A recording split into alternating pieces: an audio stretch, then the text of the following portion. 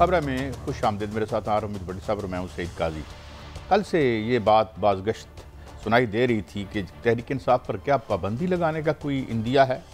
इस हवाले से बात करेंगे। इसके साथ साथ एक मुल्क में एक साथ इलेक्शन करवाने पे अस्करी क़यादत और हमारी जो सिविलियन गवर्नमेंट है वो एक पेज पे नज़र आते हैं, तो क्या अदालत से भी रुजू किया जाएगा या नहीं, या क्या सिलसिला है।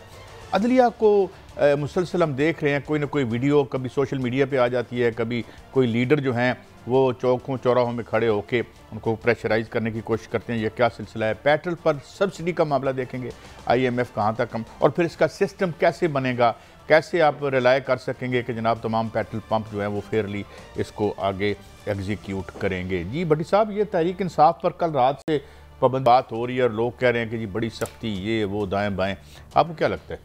बिस्मिल्लाहिर्रहमानिर्रहीम।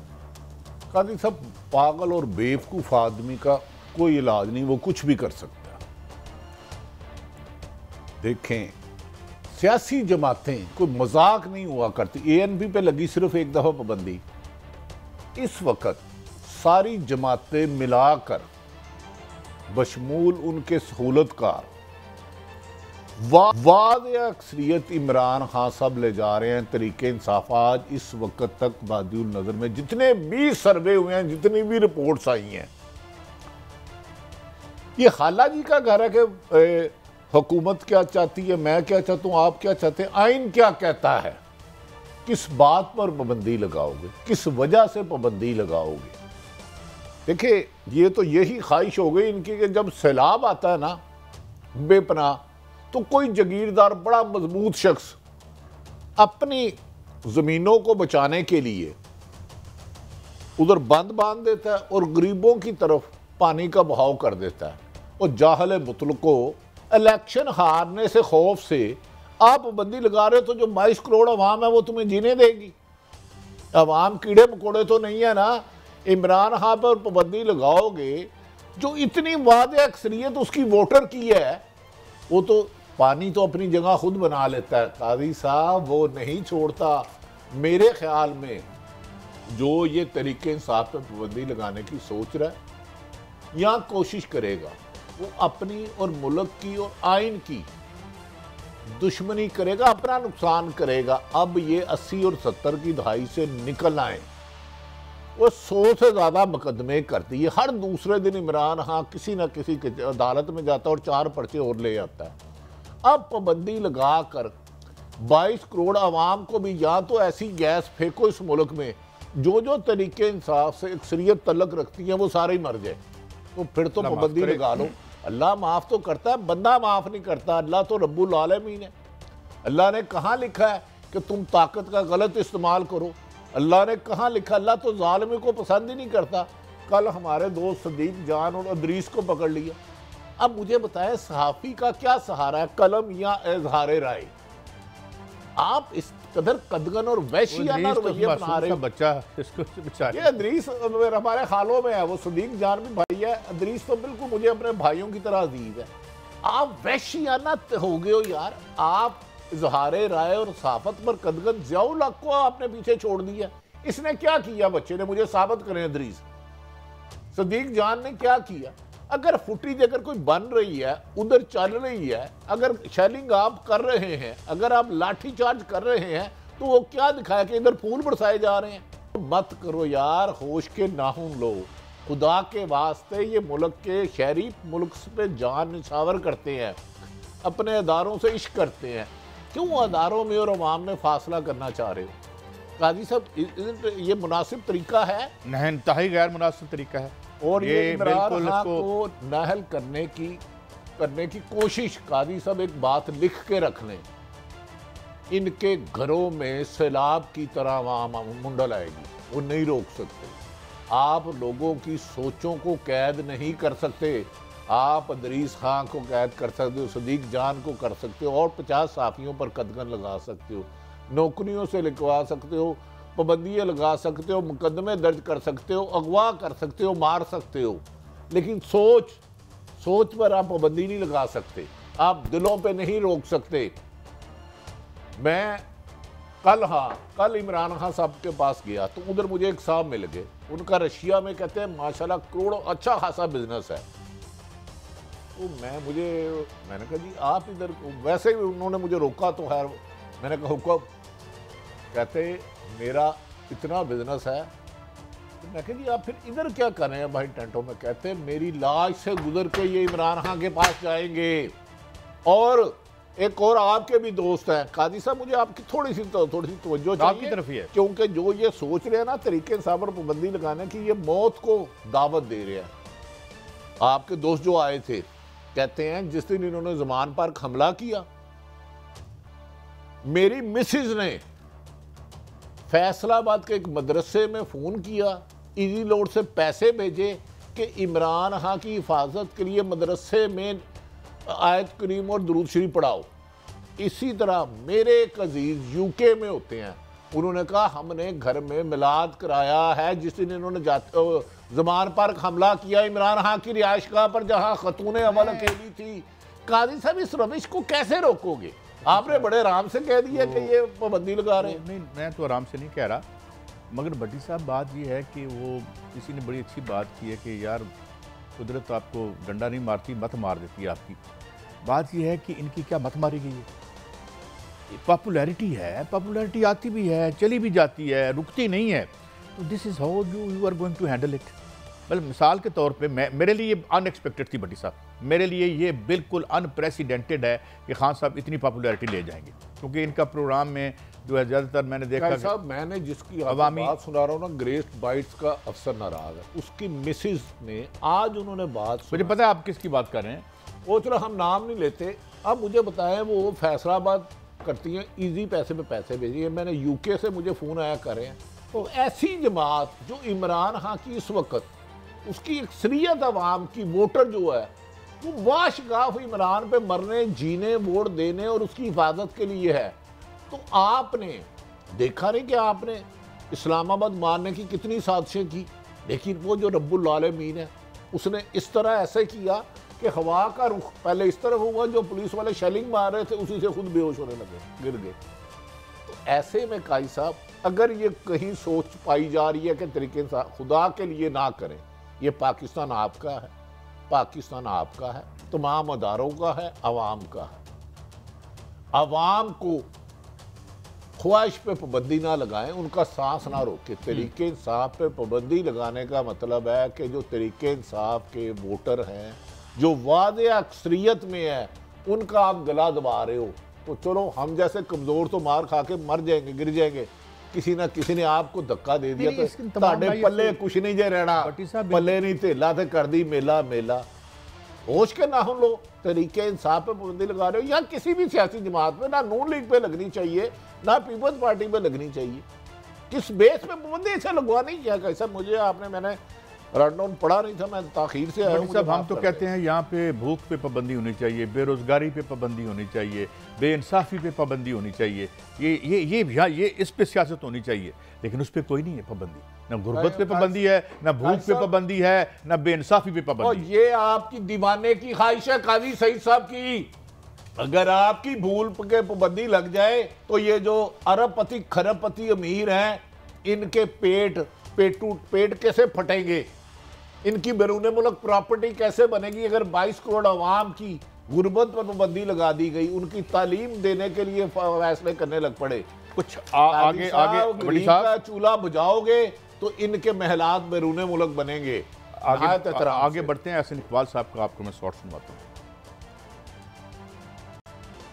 इनके हमायती कौन है?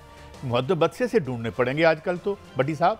ऐसा देखें, इनके हमायती या इनके साथी या इनके शरीके जुर्म ये क्या चाहते हैं ये मैटर नहीं करता, या मैं क्या चाहता हूँ, क्या आइन क्या कहता है, कानून क्या कहता है। तोशाहाना किया, अगर इमरान खान ने 1 रुपये के तोहफ़े लिए तो आपने 1000 रुपये के तोहफ़े लिए। इनमें एहसन इकबाल साहब ने पैसे जमा कराया। लुक यार, कौन कह रहा है, अनबिलीवेबल। पीपल्स पार्टी ने उससे 1000 गुना गाड़ियां आप ले गए। तो ये शर्म नहीं आती आपको ये मुकदमा चलाने का? और नहायत अदब एहतराम से जिन जज साहब के पास केस है, यार कम से कम उन्हें चाहिए कि जो अभी तक इन्फॉर्मेशन बाहर आई है 21 सालों की, वही देख लें।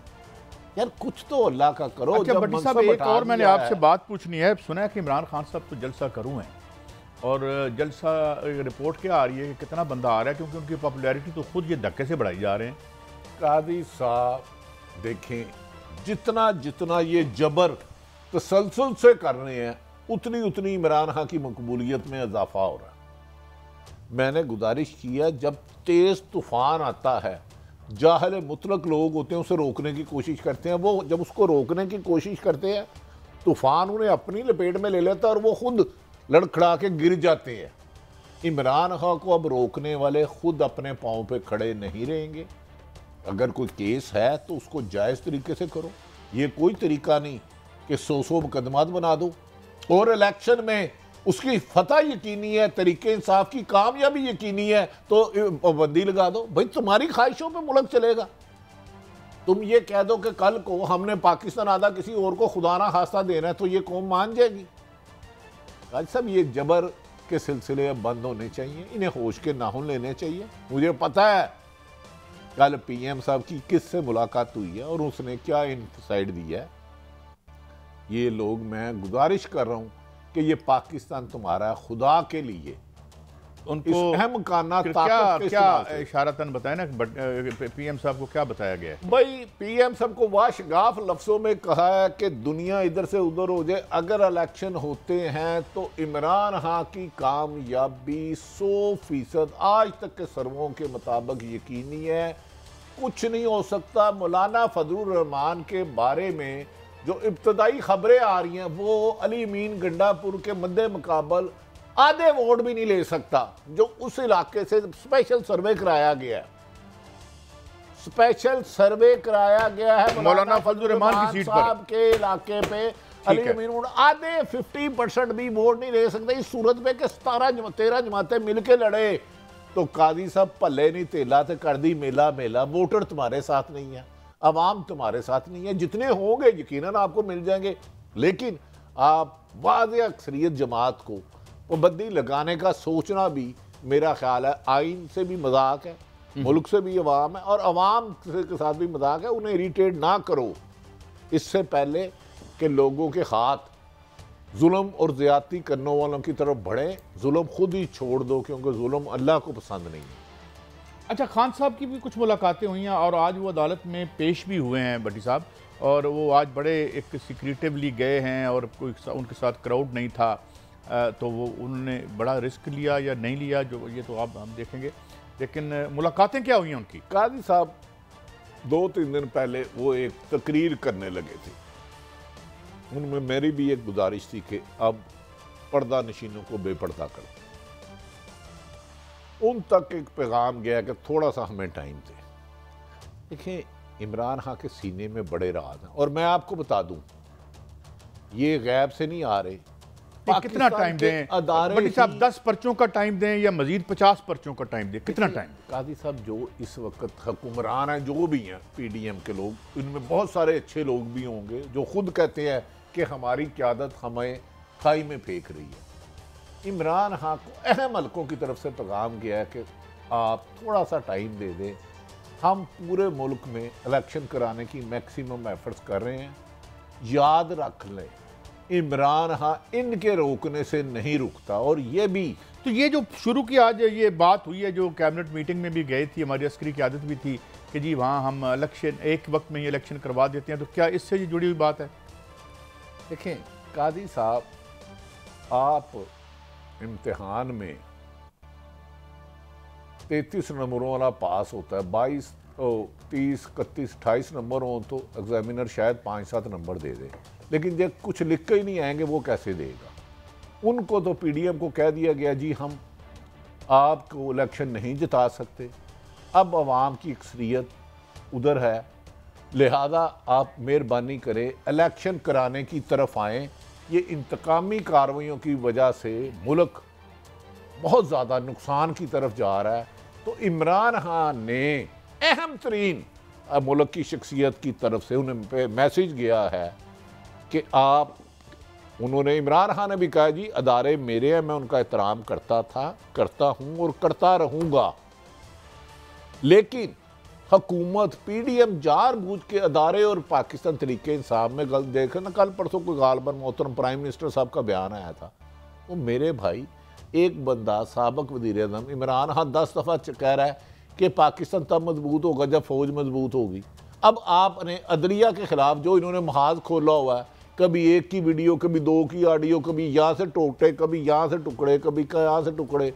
वो भट्टी साहब कौन, इनका क्या एतबार? आई वीडियो चलेगी आज, और कादी साहब आई हुई है वीडियो। नून लीग की लीडरशिप कह रही है कि हमारी क़यादत ने हमें तबाही के दहाने खड़ा कर दिया, हमें हमारे घर वाले वोट नहीं देंगे। ये लगता है जो ज़ल्मे खलीलज़ाद ने भी स्टेटमेंट दी है, उसने जून का जिक्र किया है, उसने 2-3 बातें की थी। उसने कहा कि यार यहाँ पे ये कत्ल गारत गरी नहीं होनी चाहिए, किसी को बैन नहीं करना चाहिए, दिस एंड दैट, और ये आप ऑपरेशन ना करें। मेरी खबर ये है कि भट्टी साहब अब इमरान खान भी नहीं चाहते, वो कहते हैं ये जून का बजट दें, ये सारा कुछ मलबा जो जिन्होंने किया है इसको ऑन करें और फिर इलेक्शन करवाएं। कादी साहब मामला तय हो गया इमरान खान के साथ, उन्हें गारंटी दे दी गई है। इमरान खान ने कहा कि जी मेरी तरफ से कोई बात नहीं होगी, इलेक्शन विद इन 3 मंथ आपके आ गए हैं। 3 मंथ्स का क्या मतलब है? मार्च, अप्रैल, मई एंड जून, मतलब मार्च तो गया ना, अप्रैल तो गया ना, 21 गई, यानी मार्च तो गया, मार्च तो गया। इमरान खान को यही मैसेज दिया गया और पीडीएम को भी कहा गया कि इनफ, अब सिर्फ इस मुल्क को बचाने के लिए साफ शफाफ इलेक्शन चाहिए। इस वजह से कभी ये इसकी टेप चलाते हैं, कभी ये प्रोपोगंडा करते हैं, कभी वो प्रोपोगंडा करते हैं कि इन्हें पता है जो बैसाखियाँ इन्हें सहारा दे रही थी, उन बैसाखियों को इन्हें सहारा देने की बजाय मुल्क को बचाना उनकी जिम्मेदारी। देखें, कोई भी गवर्नमेंट एस्टेब्लिशमेंट की मर्जी के बगैर दुनिया में कहीं भी हो, वो उसको एक होता है और आगे कुछ आप भी तो करो। मुझे ये बताएं ना, इस तरह लगता है कि डमियां खड़ी हुई हैं। एस्टेब्लिशमेंट देखें और मैशत को ठीक करो। इसहाक डार साहब, आपका जीनियस किधर गया? साहब एस्टेब्लिशमेंट की प्रायोरिटी मुल्क होता है, जिसकी वजह से वो एस्टेब्लिशमेंट है। ये लूले लंगड़े घोड़ों को उन्होंने बता दिया। मुझे ऐसा लग रहा है कि आइंदा 10 दिन में खासे बादल छट जाएंगे अगर पीडीएम के कुछ लोगों ने हटदर्मी की, अगर की तो फिर इनके लिए लितर तैयार है, क्योंकि इन्होंने जितना पाकिस्तान तरीके इंसाफ को दबाने के लिए आईनी और गैर कानूनी हथकंडे इस्तेमाल करने थे कर लिए। कातलाना हमले से लेके घर तक छापे तक, 10 साल के बच्चे से लेके बुजुर्ग खातून तक, नौजवान से लेके 80 साल बाबे तक गिरफ्तारियों का शौक पूरा कर लिया। इमरान खान हर खतरा जो सामने मौत आ रही है और खुद कह रहे हैं कि इनकी जिंदगी को खतरा, बार बार अदारों में जा रहे हैं। ऐसे लीडर को रास्ते से हटाना मुल्क की सलामती को दाव पे लगाने के मुतरद्दिफ है। मैं नहीं मानता कि इन्हें पाकिस्तान के अदारे इजाज़त देंगे। ठीक है, कुछ लगड़ बगड़ इनके हैं, चमचे करचे, वो जो साफी लगड़ बगड़ चमचे करचे नहीं होते। एक ब्रेक है बड़ी साहब, ब्रेक के बाद हम वापस आएंगे तो हम देख रहे हैं कि अदलिया जो है वो निशाना भी बनाया जा रहा है, कभी वीडियोस के ज़रिए, कभी ऑडियोज़ के ज़रिए, कभी डायरेक्टली उनको थ्रेटन करके। तो ये क्या सिलसिला है, ये कहाँ तक चल सकेगा? ये भी सौदा बिकेगा? लगता है अब ये भी नहीं बिकेगा। एक ब्रेक के बाद इस पर इसका चर्चा करते हैं।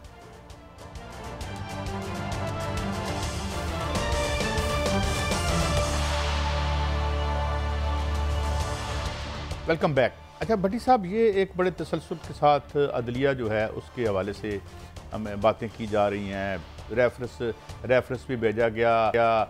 उसके बाद ये कि अभी में एक और वीडियो चल रही है इसमें क्या बताना चाहते हैं? मुझे लगता है डायनेस्टिक पॉलिटिक्स इतने ख़तरे में आ गई है कि उन्हें डर है कि इन इदारों ने अगर कुछ थोड़ा सा भी ठीक कर दिया तो इनके पल्ले कख नहीं रहेगा। क्या खौफ क्या है? काजी साहब, नंबर 1 तो पुलिस या एंटी करप्शन की तहवील में किसी भी बयान की आईनी ज़ीरो भी हैसियत नहीं है, ज़ीरो भी।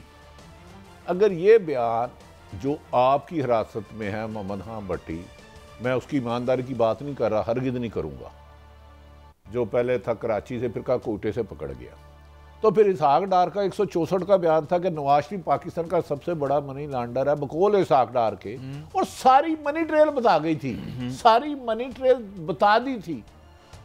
तो फिर उस 164 के बयान का क्या करेंगे?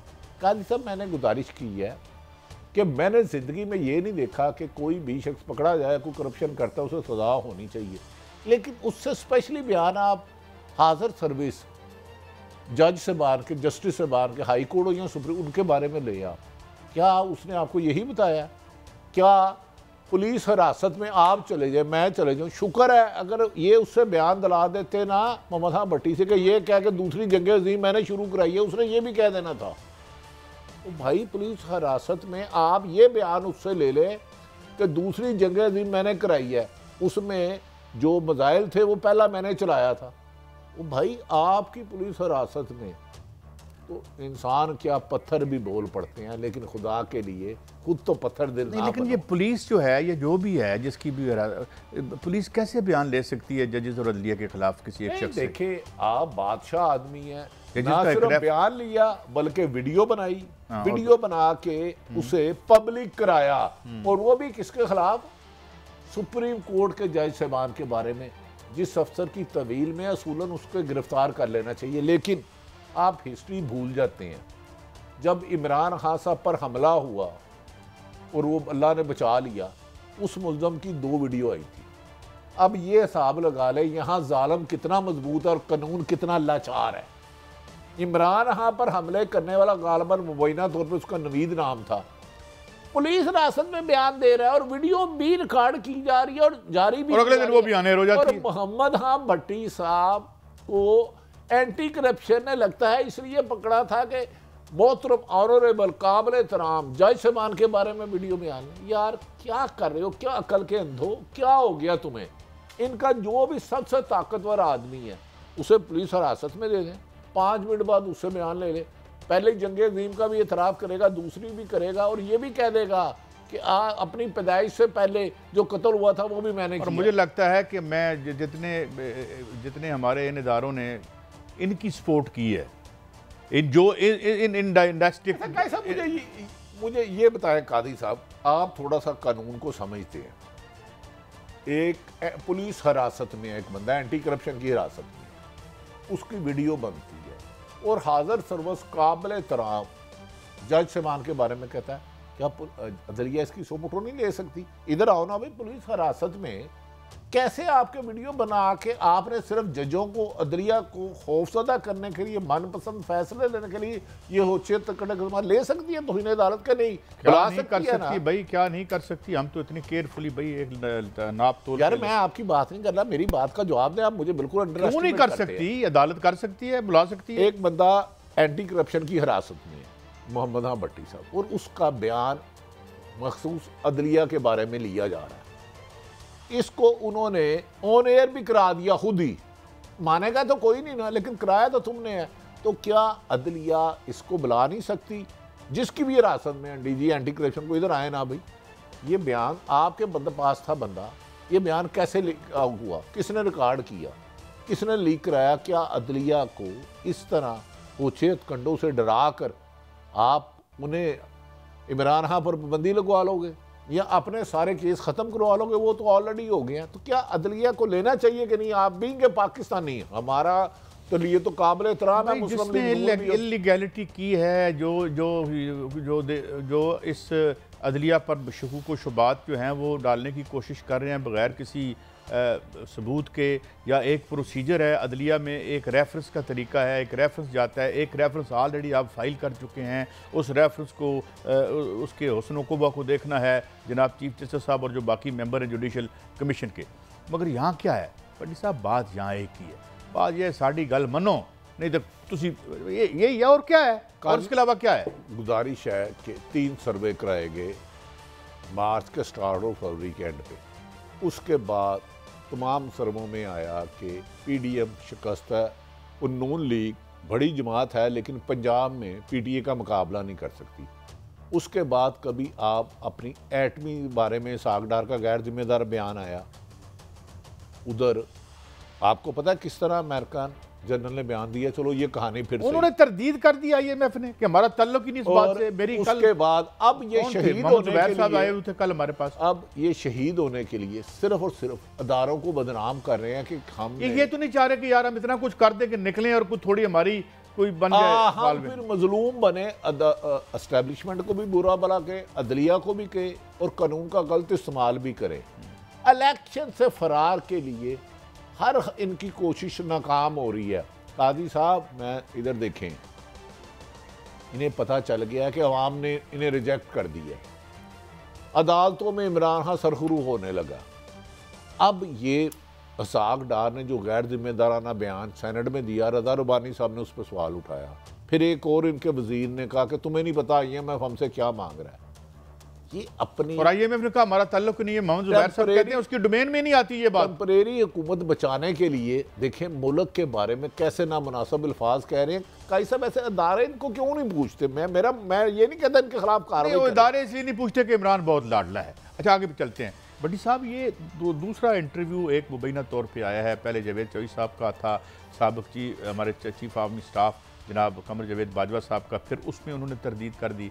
फिर हमारे दोस्त शायद मेतला साहब को इंटरव्यू दिया, अभी मेरे प्रोड्यूसर बता रहे हैं कि उससे भी वो उन्होंने कर दिया। तो ये इतनी गैर जिम्मेदार सहाफ़ी कौन है जो जो जो इस तरह के इंटरव्यू अगर हुए नहीं हैं और या इस तरह नहीं हुए तो इस तरह वो आगे आके सोशल मीडिया पर डाल देते हैं? ये क्या सहाफ़त है? मेरी अपनी राय है कि जिस साहब को इंटरव्यू उन्होंने दिया, इन्होंने कुछ ऐसे बातें की हैं जो मुझे भी पता था। मिसाल के तौर पे साबिर शाकर को 2 दफ़ा लेकर गए, मेरा जिगर जान है वो, उसने गलत नहीं कहा। अब देखना ये है कि पहले भी जावेद चौधरी साहब को इन्होंने इंटरव्यू दिया और 2-4 सहाफ़ी भी दावे करते हैं कि वो बाजवा साहब के बहुत करीब है। बेहतर ये है कि वो आके एक प्रेस कॉन्फ्रेंस करे। इस तरह जिस ओहदे पर वो 6 साल रहे हैं, वो ओहदा बड़ा अहम है।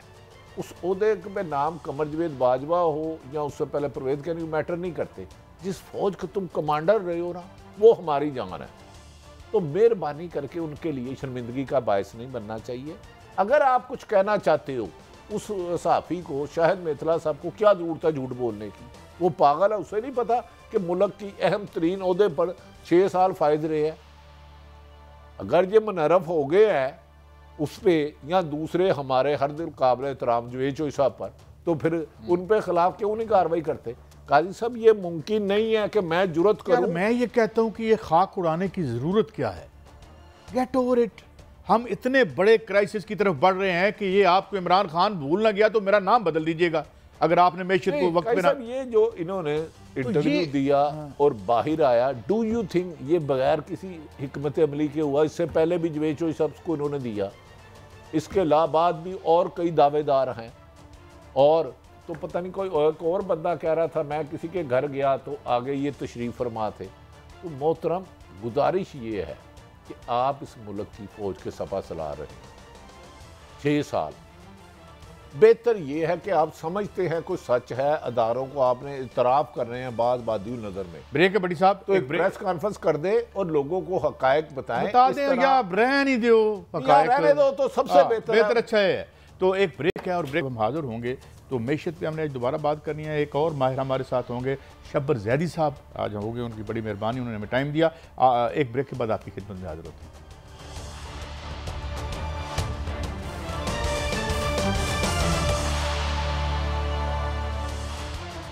वेलकम बैक नाज़रीन। जैसे कि मैंने अर्ज़ किया था कि मारूफ मैशतान और जनाब शब्बर जैदी साहब और दानिश्वर हमारे साथ हैं। Thank you very much Shabbar Zaidi साहब। शब्बर जैदी साहब, इस तमाम कॉन्फ्लिक्ट और होला बलू जिसे कहते हैं, जो कि एक मीनिंगलेस एक्सरसाइज है अगर हम इकॉनमी की हालत देखें जो कि इग्नोर हो रही है, डू यू थिंक कि हम सिचुएशन रिट्रीव करने जा रहे हैं जबकि दोनों पार्टियां नहीं मान रही? ना 3 मुल्क हमें लिख के देने को तैयार हैं कि हमें ये फैसिलिटी देंगे, रोल ओवर करेंगे, और IMF कहता है कि नहीं पहले वो लिख के दें। तो ये क्या स्टेलमेट है? Is it going to persist and if so तो होगा क्या हमारा? बिस्मिल्लाहिर्रहमानिर्रहीम। अगर आप मेरे बयानात को फॉलो कर रहे हैं, मेरे इंटरव्यूज़ को फॉलो कर रहे हैं, तो आप ये नोट कर रहे होंगे कि मेरी एक बिल्कुल वाज़ेह पोजीशन चल रही है और जो कुछ हो रहा है वो मेरी अपनी प्रेडिक्शन और अपनी सोच के मुताबिक हो रहा है। IMF बहुत अपने लास्ट प्रोग्राम में हमें इनडायरेक्टली ये बता चुका है कि आपकी पोजीशन वो नहीं है जो आप बता रहे हैं, तो आप हमें जो चाइनीज़ लोन है उनके बारे में हमें रोल ओवर की एक गारंटी लेके दें। हमने उनसे लास्ट मुज़ाकरात में ये परसेप्शन दिया कि हमने उनसे रोल ओवर की गारंटीज़ ले ली हैं। जो कि मुझे भी पता था कि वो नहीं हुई हैं, और उसके बाद अब वो इस चीज़ पे रुका हुआ है। और फिर उसके बाद तकरीबन 1 महीने से ऊपर हो चुका है, आप देखें कि कोई मूवमेंट आईएमएफ प्रोग्राम के साथ नहीं हो रही है। और उसके बाद फिर हमने कुछ सियासी बयानात दिए, और मैं बड़ा शुक्रगुज़ार हूँ आईएमएफ की रिप्रेजेंटेटिव पाकिस्तान में जो हैं, कि उन्होंने हमारे मुल्क के बहुत ही सेंसिटिव मामलात के ऊपर जो एक बात नहीं करनी चाहिए थी वो की गई, उसके बारे में बहुत अच्छा रवैया रखते हुए उस मसले को सेटल किया, और वो चीज़ है। तो आईएमएफ इस वक्त अपनी पोजीशन में बिल्कुल क्लियर है, हमारी गवर्नमेंट अपने मामलात में क्लियर नहीं है, और उस वजह से ये चीज़ नहीं हो रही है। और अब जो मैं, अगर आप फिर उसके बाद दोबारा अगली बात मैं करता हूँ, मैंने आपसे कुछ अर्से पहले एक बात कही थी कि फिर जो जिस तरह का पोजीशन मईशत में आ गया है, उस पोजीशन में अब बहुत मुश्किल हो गया है कि इस मुल्क को आगे चलाया जा सके।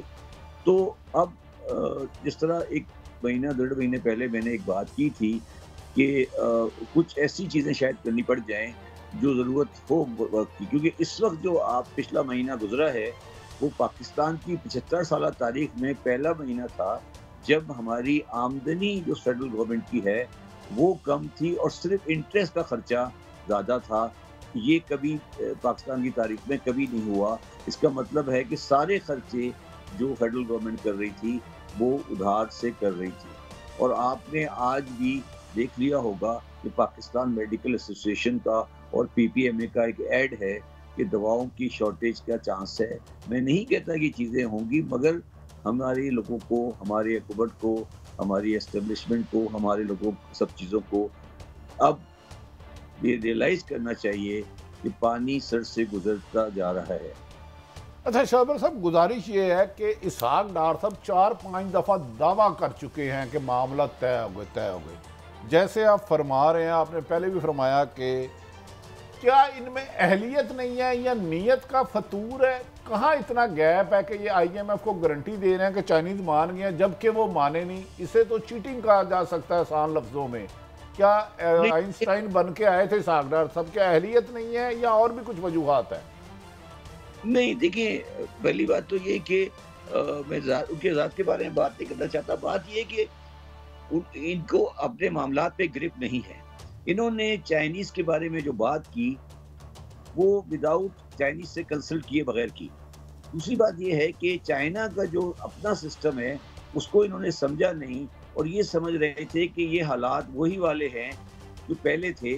जब डार साहब वापस आए तो उनको शायद ये अंदाज़ा नहीं था, और इवन डार साहब नहीं बल्कि ये गवर्नमेंट जब आई, उनको ये अंदाज़ा नहीं था कि वो जिस चीज़ के अंदर हाथ डाल रहे हैं उसकी सिचुएशन क्या है, और क्या, और बैनुल-अक़वामी जो कम्युनिटी है, इंटरनेशनल कम्युनिटी है, वो किस तरह से अब चीज़ों को आगे देख रही है। तो मेरा मकसद है कि ये, और अगर आप मेरे प्रोग्राम्स को फॉलो करते रहे हों, तो मैंने बहुत पहले ये बात कही थी कि बात इनके हाथ से निकल चुकी है।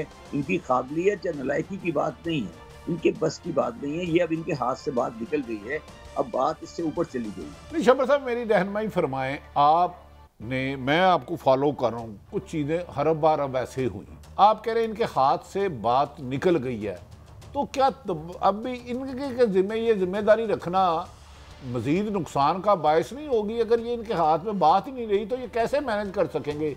फिर तो हमारी कोई आगे फ्यूचर बेहतर नहीं लग रहा बादियों नज़र में।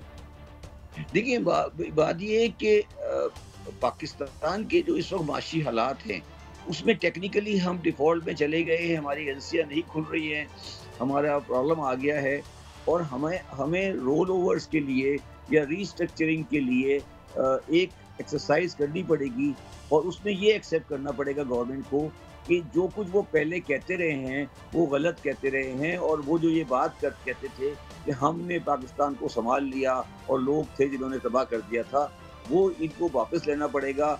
ये इस वक्त उस चीज़ से बचने की कोशिश कर रहे हैं, मगर ये अपनी सियासत को देख रहे हैं, मगर जो पाकिस्तान का मसला है वो इससे आगे चला गया है, और अब इनको बहैसियत पाकिस्तानी के हमें सबको अपनी ग्राउंड रियलिटी को देखते हुए एक कुछ फैसले करने हैं और चाइनीज़ के साथ बैठ के फैसले करने हैं, अमेरिकन के साथ बैठ के फैसले करने हैं। क्योंकि देखिए आरिफ साहब, मैंने कहा ना कि बात हमारे हाथ से निकल गई है। वो ये निकल गई है कि हमारे जो बैनुल-अक़वामी क़र्ज़े हैं और जो हमारे बैनुल-अक़वामी ऑब्लिगेशंस आने वाले हैं, वो हम मीट नहीं कर सकते। तो हमें एक सॉर्ट की रीप्रोफाइलिंग या रीस्ट्रक्चरिंग चाहिए होगी। अब वो रीप्रोफाइलिंग या रीस्ट्रक्चरिंग, आईएमएफ का इसमें कोई रोल नहीं है। आईएमएफ तो सिर्फ उसमें एक पार्टी साइड पे बैठा हुआ है, उसका गारंटर समझ लें। तो वो प्रोफाइलिंग या रीशेड्यूलिंग मेरा ज़ाती ख्याल है, मेरा बिल्कुल ज़ाती ख्याल है कि शायद इंटरनेशनल कम्युनिटी इनके साथ करना नहीं चाहती, और वो ये चाहती है कि वो मतलब सिर्फ 30 सेकंड का सवाल, इसके बाद गुजारिश है। आप ठीक फरमा रहे हैं, ये तो कह रहे हैं हमें 2 साल और दो। एक तरफ जब से ये आए हैं कोई भी कमिटमेंट इन्होंने पूरी नहीं की, और कितनी देर हम, कितने साल या कितने महीने ऐसे हालात में बर्दाश्त कर सकते हैं, और खुदा ना खास्ता आगे फिर हर रास्ता ही बंद हो जाए। आप क्या समझते हैं? नहीं, देखिए बात ये नहीं है, किसी के पास भी पाकिस्तान में एक असेंबली बनी है 5 साल के लिए, किसी के पास भी ये राइट नहीं है कि वो ये कहे कि माशी हालात ख़राब है तो हमें 2 साल और दो।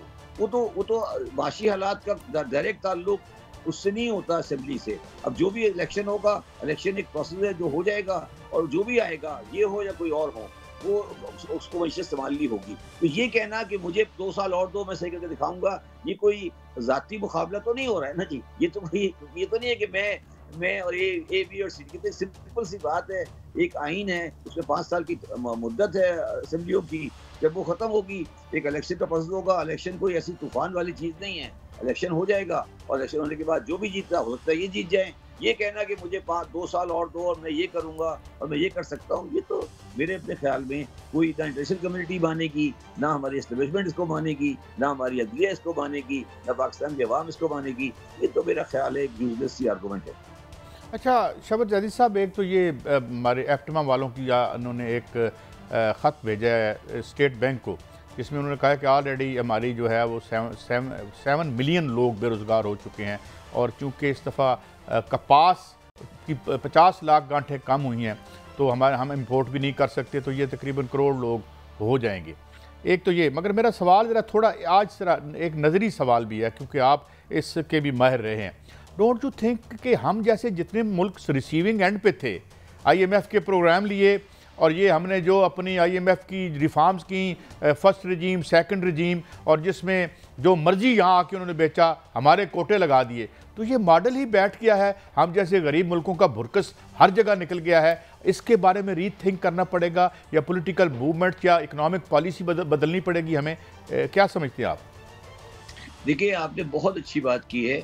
जिस मॉडल पे पाकिस्तान का इकोनॉमी चल रही है, ये मॉडल अब नहीं चल सकता।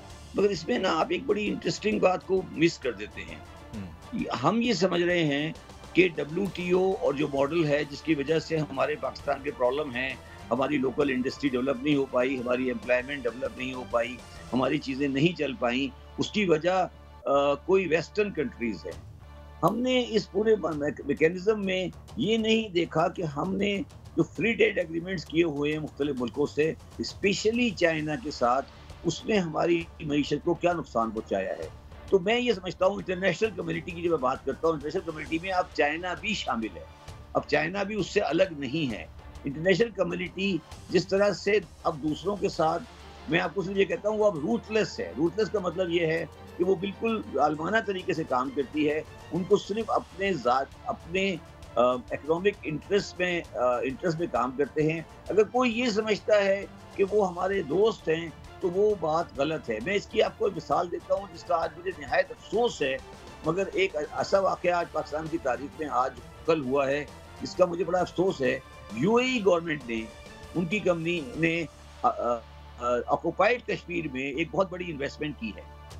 तो अब मुझे ये बताएं कि अगर UAE ऑक्युपाइड कश्मीर में इन्वेस्टमेंट करने जा रहा है आफ्टर आर्टिकल 370, तो मुझे ये समझा दें आप कि अब हमारा दोस्त कौन है, दुश्मन कौन है, हम किसके साथ खड़े हैं, किसके साथ नहीं खड़े। मैं ये नहीं कह रहा कि UAE हमारा दुश्मन है, मगर वो अपने फाइनेंशियल इंटरेस्ट देख रहे हैं।